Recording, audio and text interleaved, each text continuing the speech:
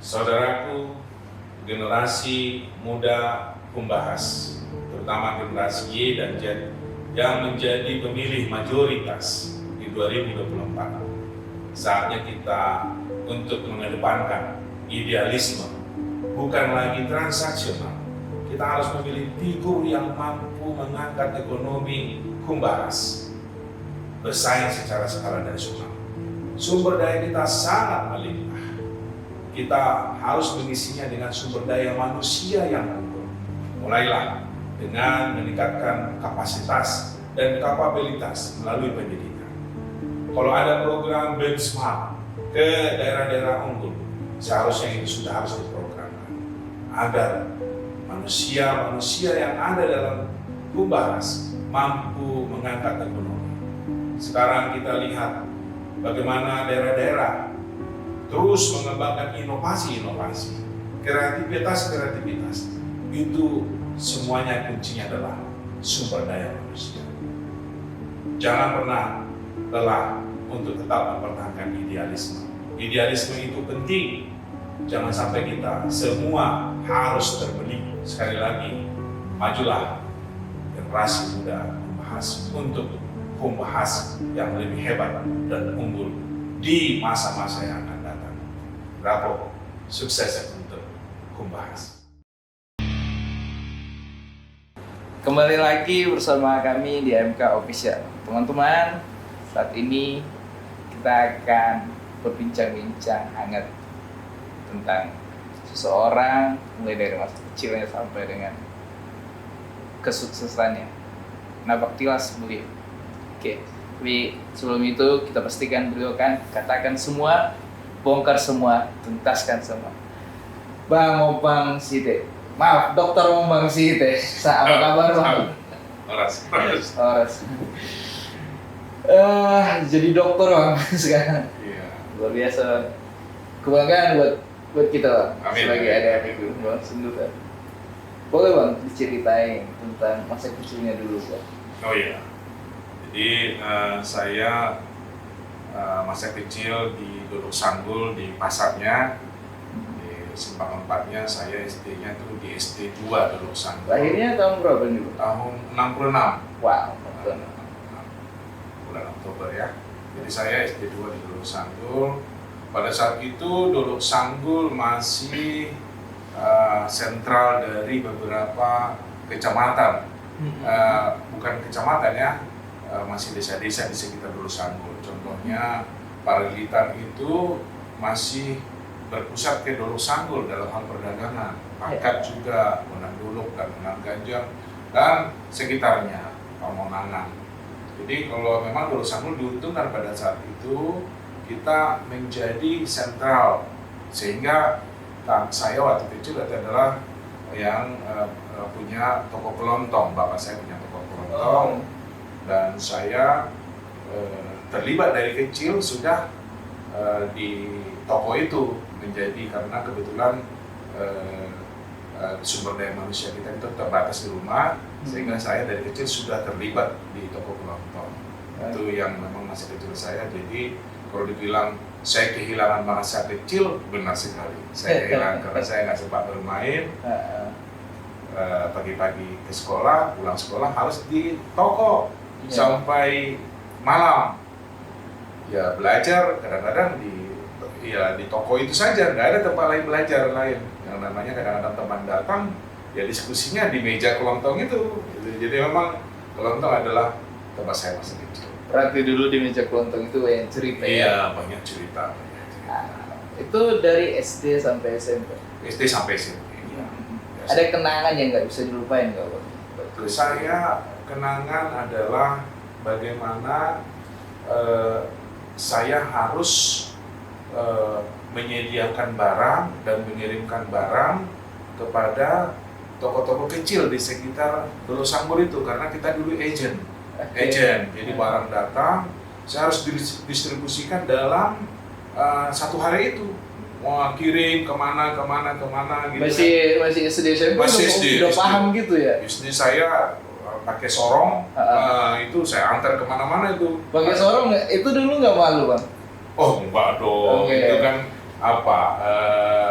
memang bagian daripada kehidupan kami kan, jadi emang nggak perlu harus dimaluin karena memang saat itu saya harus memastikan bahwa orang itu langsung menerima barang pada hari itu juga.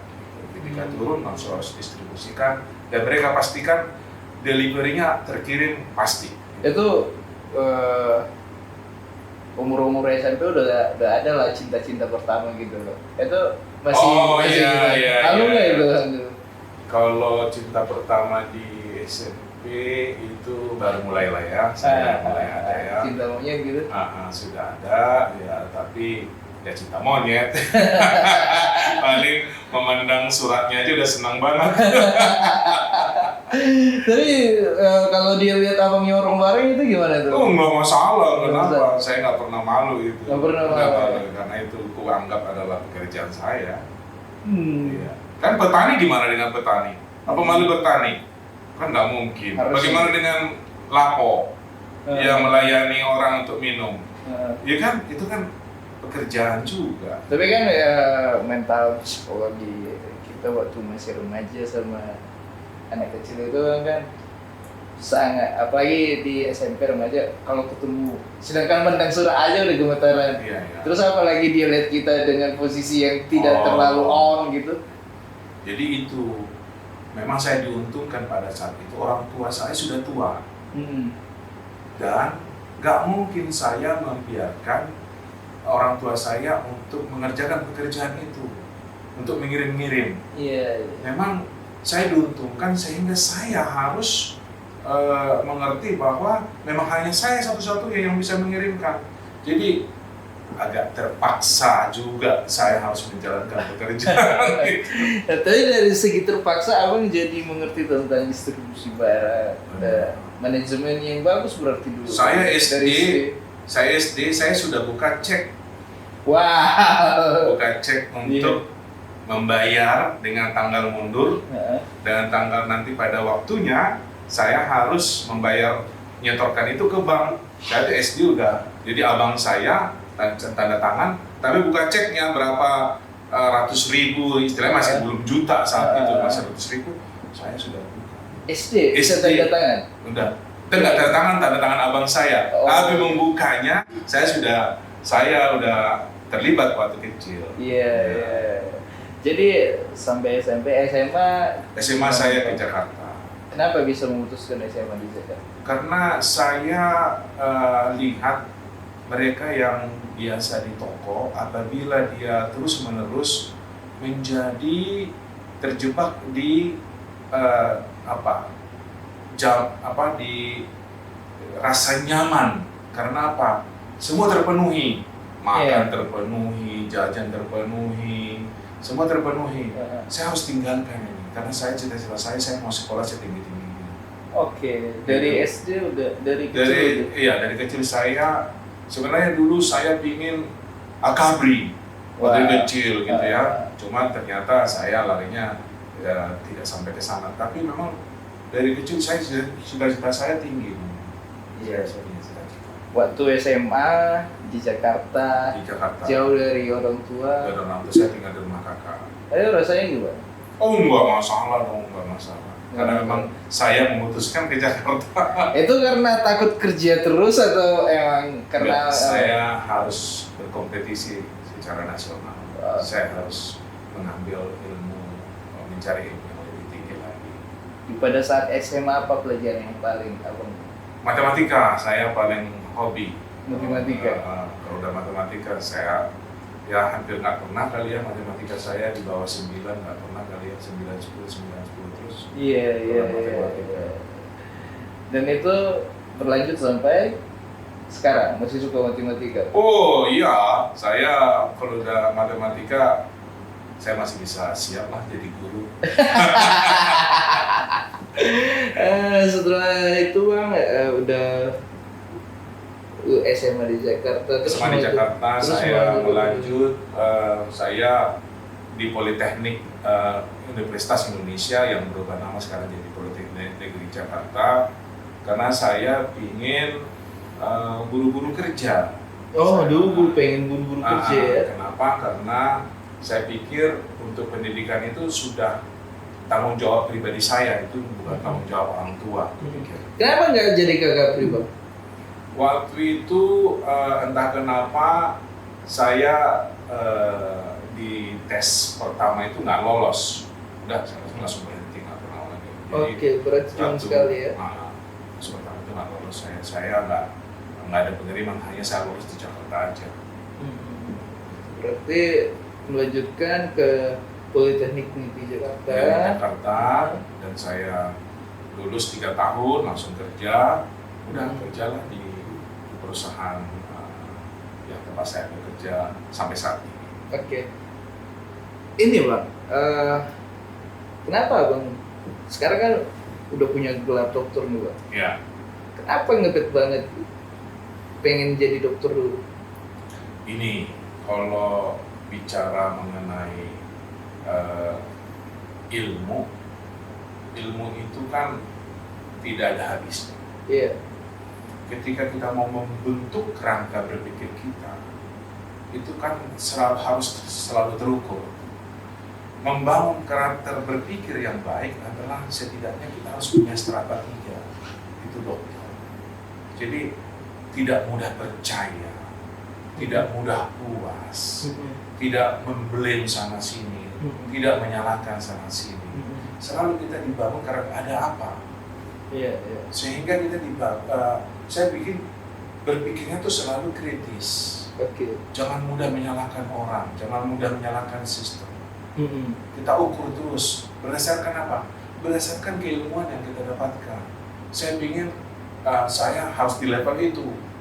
Karena kalau saya masih di level strata 2, itu masih hanya mengimplementasikan teori-teori yang sudah ada.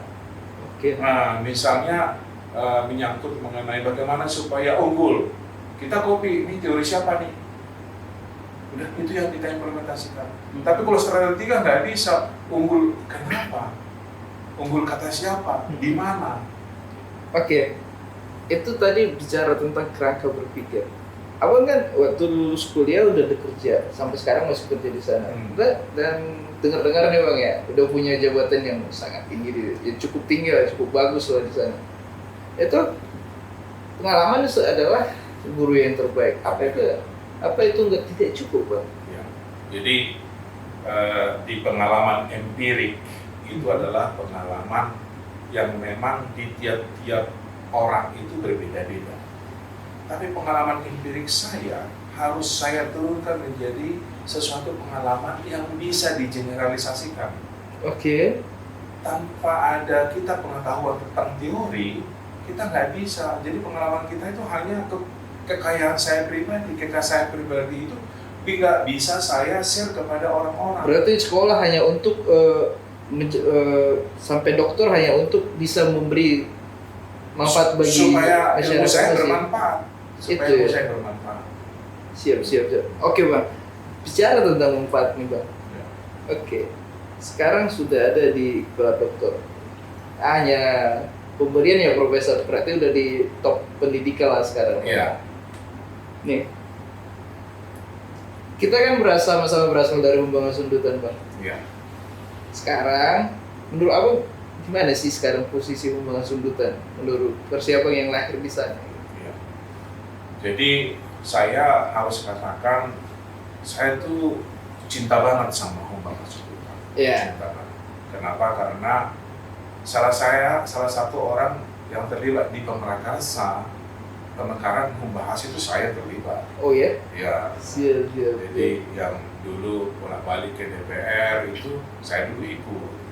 Melakukan dulu namanya Parnados, Parsahutaun Nahumaliang dulu Sanggul.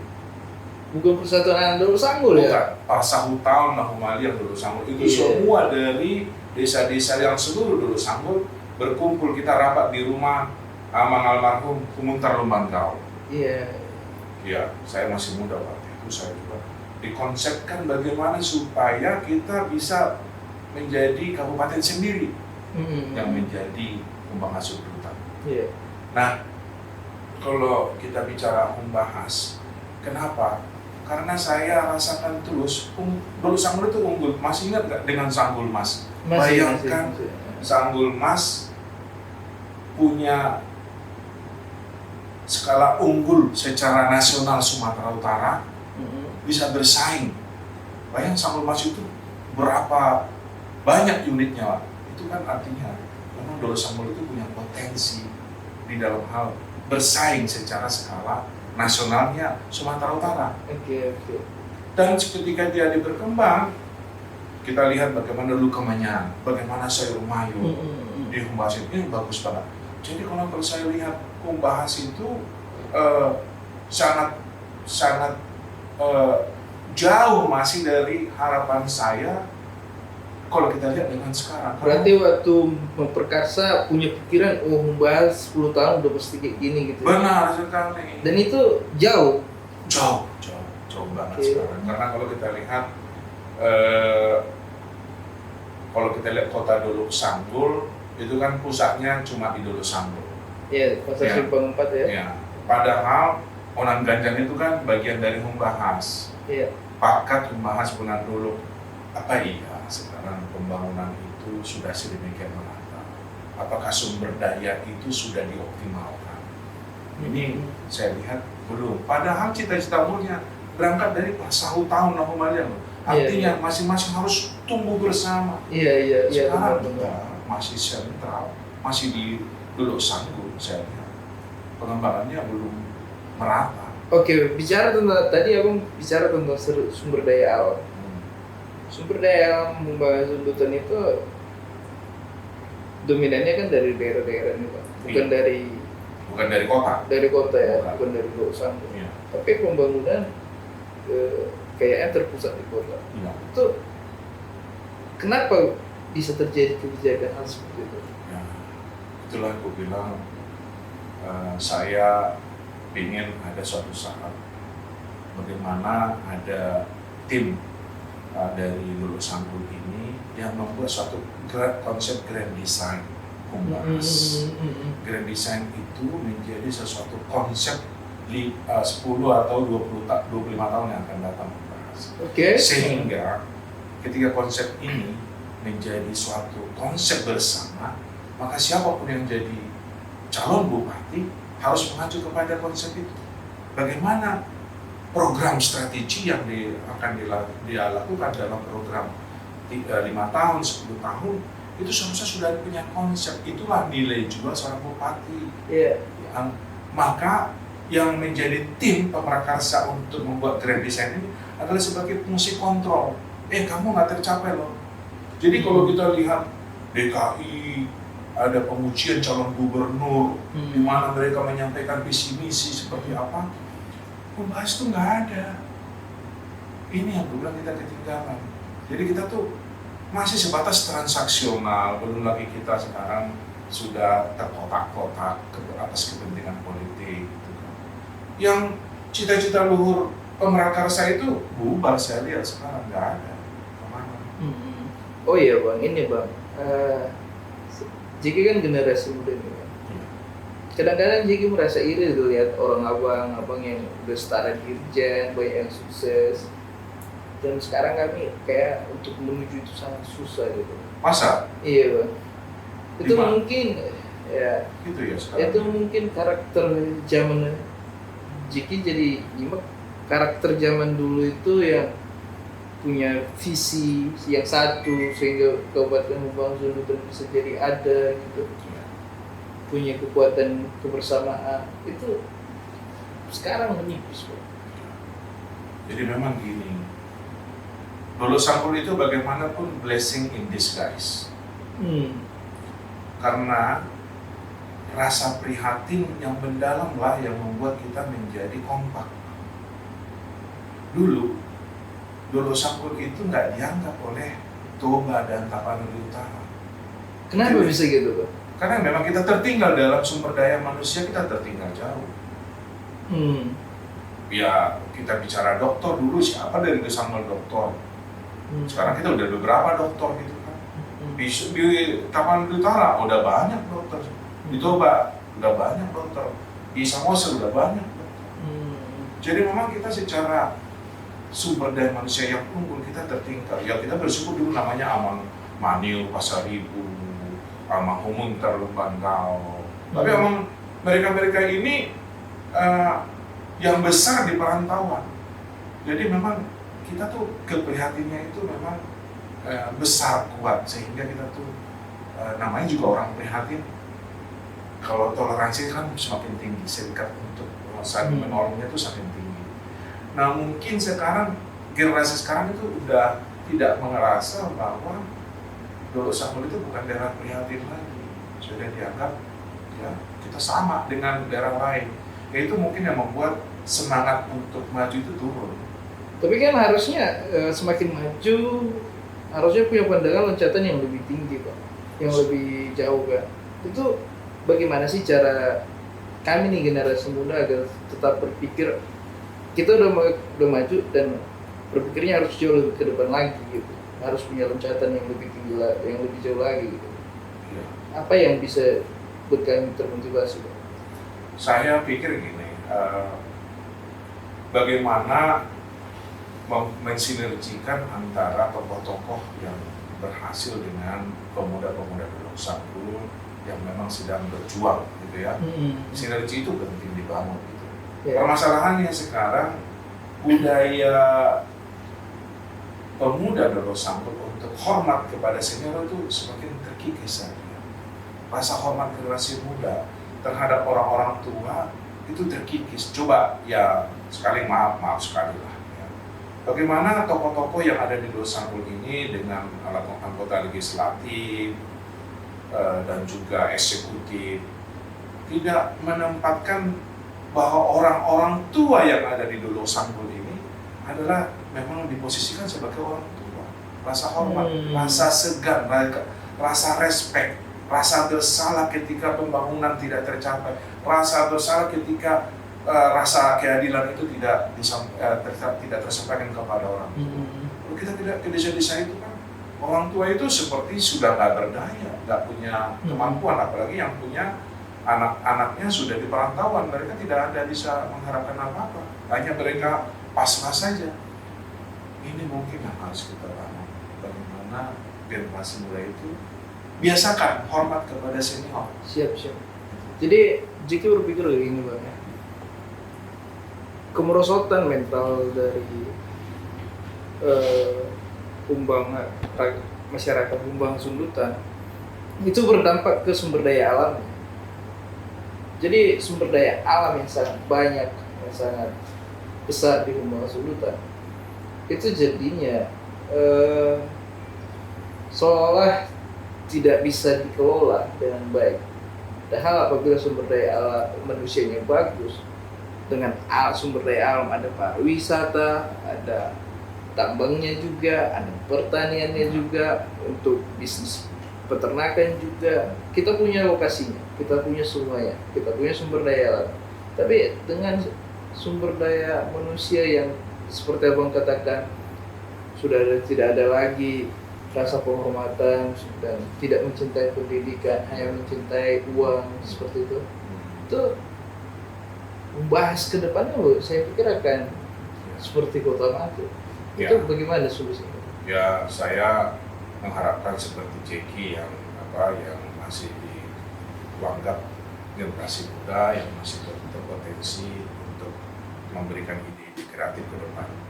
Kalau kita bicara membahas, dia kan sebenarnya pusat sayur mayur salah satu terbesar di Tapanuli lah, dibilang Tapanuli Raya ya. Ini sudah sedemikian kuat sejarah ini. Bagaimana kita menjadi penopang Pekanbaru dan Riau, penopang daerah-daerah lain lah gitu kan. Itu kan nggak bisa dipungkiri, udah berlangsung. Bagaimana sekarang kita meningkatkan, apakah pasarnya ini masih luas? Kita tidak tahu. Kalau pasarnya sudah semakin memang sudah susah, artinya kita harus bangun industri-industri baru yang kita bisa mendapatkan pasar baru. Pasar yang paling abadi sistem kita adalah kopi. Kopi itu kan paling kuat. Iya. Bagaimana kopi yang sekarang ini sudah dalam bentuk bahan jadi yang unggul sudah terjadi sekarang kan, bagaimana prosesan kopi-kopi di itu.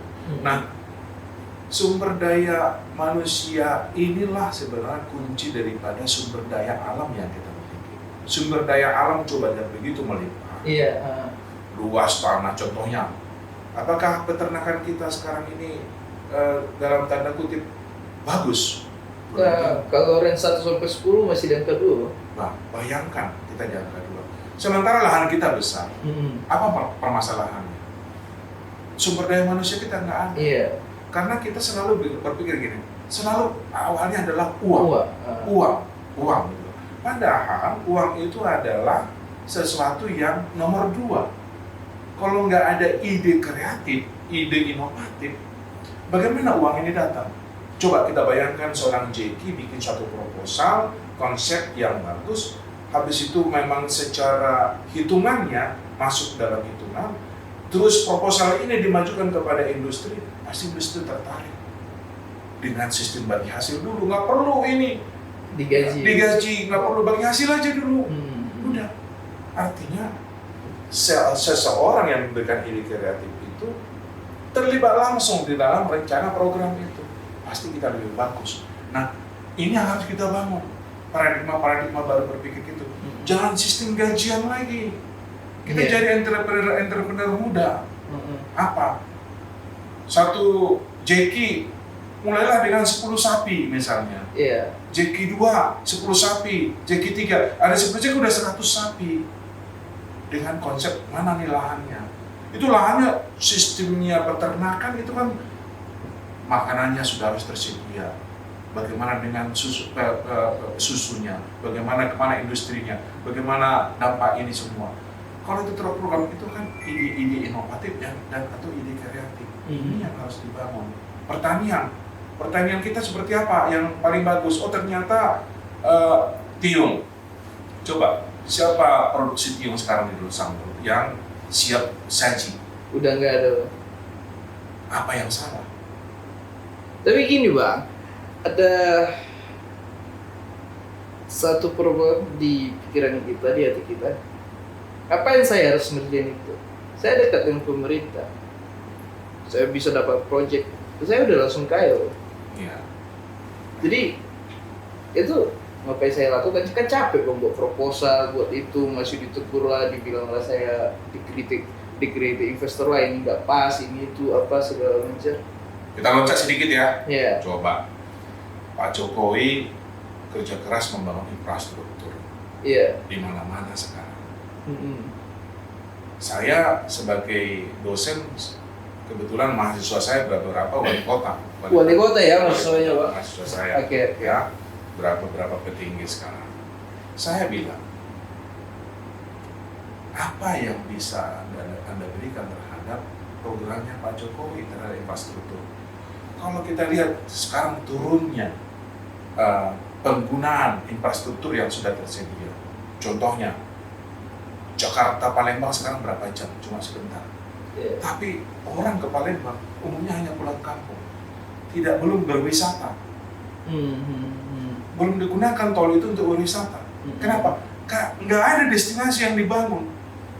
Nah, kalau destinasi ini nggak dibangun, maka infrastruktur yang dibangun Pak Jokowi ini hanya sebatas untuk melancarkan, menghubungkan kota ke kota. Padahal infrastruktur itu bukan hanya menghubungkan, membangun bisnis-bisnis baru lagi. Jadi misalnya di antara tol itu bikin destinasi baru yang untuk dikunjungin. Akhirnya datanglah ke Palembang untuk menikmati liburan yang berbeda dengan daerah lain. Ini yang gue bilang, kenapa kita harus project oriented? Kenapa kita enggak entrepreneur oriented? Entrepreneur itu menjadi tuan di negeri sendiri, menjadi raja di perusahaan sendiri. Kita berikan dong, ya kita sikap kita harus sikap membantu pemerintah, bukan meminta kepada pemerintah. Ini yang mungkin kita harus berubah. Teman-teman kita di kampung, janganlah itu proyek pemerintah. Aduh, berapa sih? Kita kan berapa sekarang APBD-nya? 1, berapa? 1,3 triliun. Berapa persen untuk rutinitas? 20 Bang. Enggak, sama gaji-gaji. Hampir 70 saya dengar. Iya 70 ya. Tinggal 30 kan, Iya. dibagi-bagi. Masih ososan, ya kan? Sesama mereka. Ya jadinya kan Bang, ya semua manusia kan ada cara-cara tersendiri untuk mendekati penguasa. Nah, jadi kalau saya pintar nih, saya dekat sama penguasa, saya pasti kaya, pasti dapat proyek gitu. Dan Jadi- nanti penguasa berubah, pendekatan lagi. Iya, jadi orientasi untuk jadi kaya itu cepat lah, gampang. Dekat sama bupati udah jadi kaya, sejahtera, udah selesai. Coba lihat ya, di dunia ini siapa yang paling terkaya? Orang-orang yang dekat pemerintah atau orang-orang entrepreneur murni? Untuk sekarang sih masih entrepreneur. Iyalah, sekarang itu kita harus berubah paradigma. Jadi cara cepat instan untuk menjadi kaya dengan mendekati pemerintah itu adalah program sesaat yang itu tidak akan langgeng. Jadi memang kita harus berubah. Kita memberikan suatu kontribusi kepada masyarakat yang berdampak kepada pemerintah jauh lebih bagus. Coba membahas. Si langit dibangun. Sekarang kalau kita lihat begitu pesawat turun, berapa persen yang berwisata? Gak nyampe 20% Pak. Nggak nyampe kan? Iya. Artinya apa? Belum ada makna daripada si langit di dalam pengembangan ekonomi Tapanuli-Raya. Padahal harusnya itu untuk industri ya Bang ya? Industri lah. Harusnya destinasinya itu dibangun. Iya. Nah, bagaimana contohnya? Saya ketika dapat si langit, saya pilihan. Saya sekarang hotel kemana? Paling ke Bali, G. Iya, Dulu Sanggul kalau saya mana? Belum, Pak. Karena apa? Dulu Sanggul ada hotel, tapi dia bukan berwawasan destinasi, hanya berwawasan stay Iya, iya. untuk istirahat sebentar. Iya, benar. Bukan destinasi. Mm-mm. Karena view-nya belum dijual, belum ada yang terjual. Nah, ini yang dibangun kapan? Jadi ini yang bikin konsep-konsep ini yang bisa belum kita jual. Nah, bagaimana merubah ini? Ini harusnya konsep-konsep kayak gini harusnya pemerintah udah harus lebih peka harusnya Bang.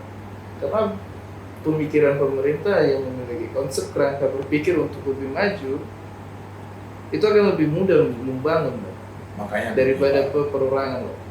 seharusnya kan grand design pemerintah. Iya. Masalahnya sekarang saya tak maaf ya. Kayaknya grand design ini nggak bakal jadi. Mau kemana nih membahas ke depan? Maka tolonglah dibentuk forum komunikasi antar kecamatan yang melibatkan ahli-ahli di dalam mengkonsep grand design membahas 25 tahun yang akan datang. Kenapa nggak Abang coba Bang? Saya kan di Jakarta, Bos. Nanti Iya, saya kita buat grand design di sini aja. Putra-putri. Oh siap, saya siap. Saya siap mendukung kalau ada memang kita ada konsep itu. Tapi harus konsep ke situ. Iya, harus kita punya konsep grand design. Misalnya dekat Muara apa? Peranginan kan. Iya, barangnya. Nilai jualnya Peranginan kan dari Humbahas. Nilai jualnya Peranginan banyak nggak? Besar. Besar. Bagaimana itu dikelola? Bakara. Itu kan bagaimana dikelola? Itu kan kalau nggak ada konsep grand design, ya kan begitu aja, tumbuh dibangun begini. Coba hotel di Bakara sekarang. Lihat kan ada hotel di Bakara itu. Iya, yang baru senior. Konsep stay, bukan konsep destinasi gitu. Iya. Homestay. Homestay saja. Iya. Padahal kan kita harus buatkan sesuatu yang multidimensional, di mana ketika dia hadir di situ, pada saat itu terbayar semua lahir dan batin. Dia belanja sebanyak-banyak. Sehingga bisa stay sampai di atas 5 hari, Bang. Dia di kamar tidak pernah malas-malasan. Dia terus semangat. Kenapa kita nggak mau mulai, Bang? Kita mulai, Bang. Kita mulai. Kita mulai, Bang. Masalahnya aku bilang sekali lagi, motor penggerak daripada sebuah development itu pemerintah. Kan development itu kan cost, biaya. Kenapa BUMN disebutkan namanya ada misi development? Jadi misi development itu adalah pengembangan itu ada di pemerintah. Kenapa cost? Tapi kan pemerintah kita Pak Jokowi luar biasa dong, Pak. Masalahnya apakah sampai ke desa-desa dipikirkan Pak Jokowi. Ya nggak harus, nggak. Perpanjangan tangannya kan pemerintah daerah. Iya, iya. Pemerintah daerah lah yang menjadi motor. Harusnya diundanglah ya Pak Gosmar misalnya, undanglah tim-tim ahli yang coba ada tersebar di perantauan ini, coba memberikan undang ide-ide kreatif lah, bagaimana nih membangun. Mumpung ini kan Pak Gosmar terakhir nih kan ya, nggak ada salahnya lah. Kita tunggu tiket bed. Ya, coba dibikin konsep mau kemana, gitu kan? Sayang gitu loh. Tapi mungkin Pak Gosmar mikir gini Pak, kalau saya undang mereka, saya harus gaji mereka apa segala macam gitu. Apa serendah itu mental kita? Siapa tahu tuh kan katanya. Ya carilah orang-orang yang memang memberikan hati, pikiran dan juga materi, gitu. Jadi ya nggak perlu lah mikirin transport apa semua. Ya fasilitasilah sebuah rapat. Rapat juga sekarang nggak harus onsite, cukup di Zoom. Iya boleh. Zoom saja rapat, udah berikan. Semakin mengerucut, memang kalau harus onsite sekali-sekali onsite. Tapi sekarang ide-ide itu kan bisa dari Zoom, masukkan mana ide kreatifnya, apa permasalahannya. Kan diawali dengan identifikasi masalah dulu. Gap antara progres dengan destinasi yang akan menjadi destinasi hukum. Apa nih gapnya nih? Ekonomi kita tuh nggak bertumbuh sekarang berapa nih pendapatan per kapita kita di apa? Kita nggak tahu sekarang itunya secara benarnya gitu. Udah, bagaimana meningkatkan strategi apa yang harus dilakukan? Harus begitu. Oke Pak. Jadi tadi kita udah bicara tentang masa kecil apa, kita udah bicara tentang kuliah Pak, kita udah bicara tentang strategi pemikiran dan segala sebagainya. Gini Pak, tadi kita bicara membahas ada satu hal yang saat ini pengen kita perjuangin, yaitu adalah bagaimana stunting domba itu bisa sampai zero. Karena sangat memalukan apabila membahas menjadi 2 besar tingkat stunting tertinggi. Nah, memang ada data itu ya. Iya. Jadi kita salah satu terbesar di Indonesia. Oh iya, bosnya buruk itu. Iya. Jadi makanya tadi di awal Jeki bilang kita merasa iri dengan apa kita. Bisa jadi pejabat orang penting di negara ini. Tapi saya yakin juga adik-adik kita nanti akan merasa iri melihat kita. Ya meskipun tidak menjadi pejabat tapi bisa makan, bisa hidup dengan layak. Karena mereka apa? Akhir dengan stunting itu sangat miris. Jadi bagaimana Jeki sih berharap, karena yang abang bilang tadi kan pemerintah, Jeki udah putus asa ya pemerintah. Jadi berusaha untuk menggandeng orang-orang besar, toko-toko yang memprihatin. Lah, ayo kita buat grand design yang seperti abang bilang, untuk membahas yang benar-benar seperti pemikiran para politikus. Dan Jeki siap menjadi di perintah, Jeki siap hadir untuk. Jadi kalau kita bicara mengenai kesuksesan sebuah daerah adalah ketika daerah itu masih punya orang-orang yang idealis di dalam berjuang. Sekarang membahas harus terus menanamkan idealis pada generasi-generasi yang akan datang. Mereka harus kritis terhadap apa yang terjadi sekarang. Apa kelemahan dari sistem yang sekarang? Bagaimana memperbaiki? Karena pemilih di 5 tahun yang akan datang adalah pemilih yang realistis. Karena mereka adalah generasi Y dan Z. Yeah. Jadi kalau mereka bicara mengenai masih transaksional, ada yang salah dalam membangun karakter daripada sumber generasi muda. Gitu. Yeah. Ada yang salah. Karena mereka sebenarnya hebatnya generasi Y atau Z lahir di Dolok Sanggul yang paling dusun, contohnya kampungmu di Sileam, itu sama dengan di Amerika. Iya, benar. Karena sama-sama lahir di digital. Ya. Nggak ada gapnya mereka. Jadi kalau karakternya berbeda itu adalah bagaimana pembinaan karakter orang ini. Tapi idealisnya sama mereka. Karakter yang berubah. Nah, ini saran saya kepada seperti Jeki, jangan pernah lelah untuk terus membangun karakter unggul sumber daya manusia. Karena cita-cita kita itu harus terukur. Dan kita sudah buat dulu roadmap plan terhadap membahas itu. Bagaimana dia menjadi kabupaten unggul di Unghas. Karena memang kita potensi, bayangkan dulu Onan Dolok Sanggur jauh lebih besar daripada Onan Baliki. Padahal sama-sama cuma. Sama-sama cuma. Iya.